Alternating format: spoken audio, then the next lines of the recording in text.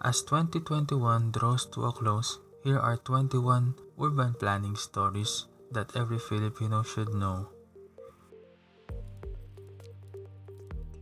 This is part 3.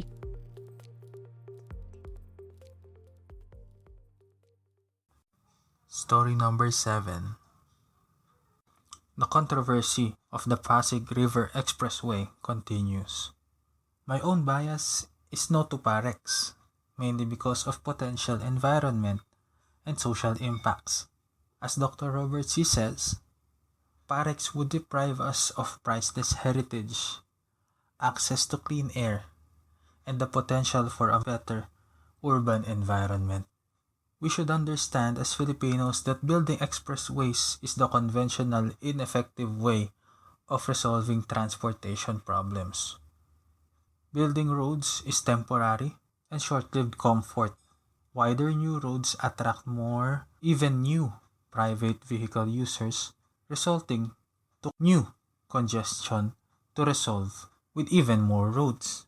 I hope 2022 puts a stop to the PAREX controversy and we say with finality, no to PAREX. Story number 6. There are around 109 million Filipinos. The Philippine Statistics Authority announced on July 2021 the results of the 2020 Census of Population and Housing that as of May 2020, there are 109,035,343 Filipinos. This count was declared official through a presidential proclamation on July 2021. In this latest census, 39% of the total Philippine population come from Calabarzon, the National Capital Region, and Central Luzon. The census was very challenging because of constraints to logistics, mainly because of the pandemic. Population is inevitably the driver of urban planning.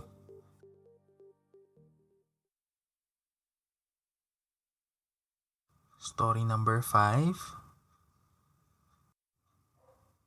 Nationwide rollout of the numerical alert level system for COVID-19 restrictions. On November 11, President Duterte signed Executive Order 151 for the nationwide rollout of the numerical alert level system. As Rappler expresses, the system replaces the old quarantine classifications that uses enhanced community quarantine, modified ECQ, general community quarantine, and modified GCQ. Relatedly, in March, we were introduced to the NCR Plus bubble, a new protocol that created a mobility bubble within Metro Manila, Rizal, Bulacan, Cavite, and Laguna. In my opinion, the different community quarantine naming systems generated communication issues both in planning and enforcement. The incremental addition of restrictions did not help ease the worries of Filipinos. Communicating changes is critical for better execution of plans, and I hope local governments and the national government can learn from this experience. Story number 4. Philippine Finance Chief heads Philippine Delegation to UNCOP. As Rappler quotes, call it unusual, call it strategic, but the Philippine delegation to the COP26 in Glasgow will be led by a finance secretary. Climate change is a systemic issue in Filipino urban planning. COP26 is the last opportunity for climate change adaptation. As Climate Action Tracker suggests, if all the announced net zero commitments in the COP26 are implemented, this would bring our temperature estimate to 1.8 degrees Celsius by 2100, higher by 0.3 degrees to the target of the Paris Agreement at 1.5. For me, having the Finance Secretary lead the delegation was important for negotiating climate financing assistance of developed countries to developing countries like the Philippines. Local governments rely on grants and technical assistance for climate adaptation. However, as many climate activists noted, COP26 was not as inclusive as they had hoped because of limitations brought by COVID-19. Hopefully, the results of COP26 will bring systemic changes to climate change adaptation in Filipino urban planning. Maybe it will help the Climate Change Commission make the People's Survival Fund more accessible to local governments who lack the technical capability to create proposals that can be funded.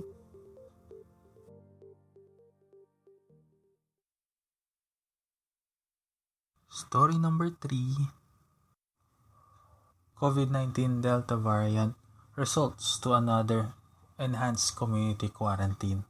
In August, Rappler reported that the World Health Organization declared that the Delta variant was the dominant COVID-19 variant in the Philippines. This resulted to ECQ Season 3.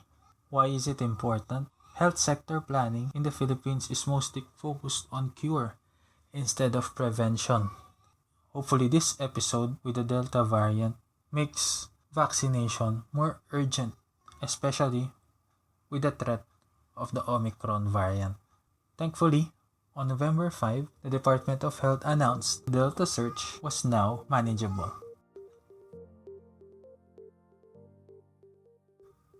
Story number 2. Executive Order on Full Devolution issued. The executive order telling national government agencies to fully transfer the delivery of basic services to local governments by 2024 was issued this year. Devolution has been in our Constitution and in our laws since 1991 through the Local Government Code. Incremental devolution has been the policy of the national government because of their take that local governments lack the absorptive capacity for delivering basic services and mandates. The order for full devolution stems from the effectivity of the Bandanas ruling on increased internal revenue allotment for local government units by 2022. Low-income class LGUs see full devolution as an added burden because they will still lack funding and capability to deliver basic services. The local elections in 2022 could greatly affect the effectiveness of full devolution, at least between 2022 and 2023. Until now, some national agencies still do not have their devolution transition plans published for local governments to base their capacity development agendas on.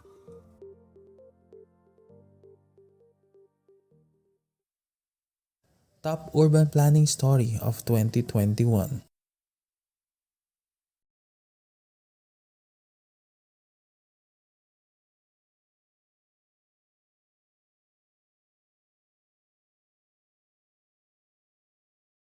COVID-19 vaccination started this year.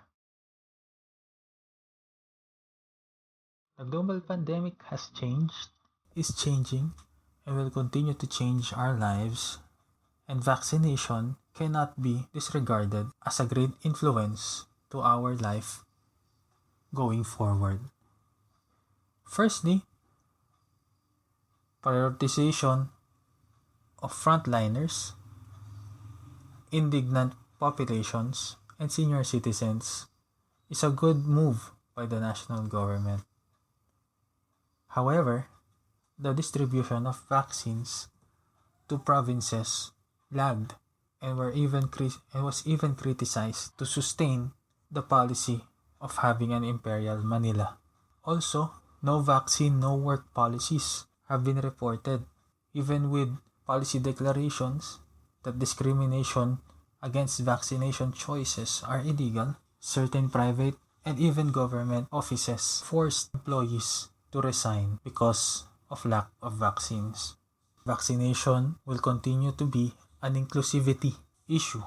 What will we value more? The human right to choose or the community right to be protected?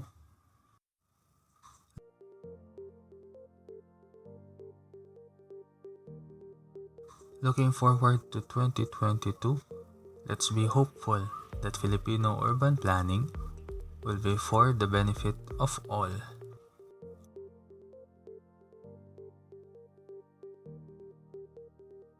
Thank you for your support in 2021. I had many firsts this year, and your support gave me the encouragement to pursue all of these. May God bless your 2022.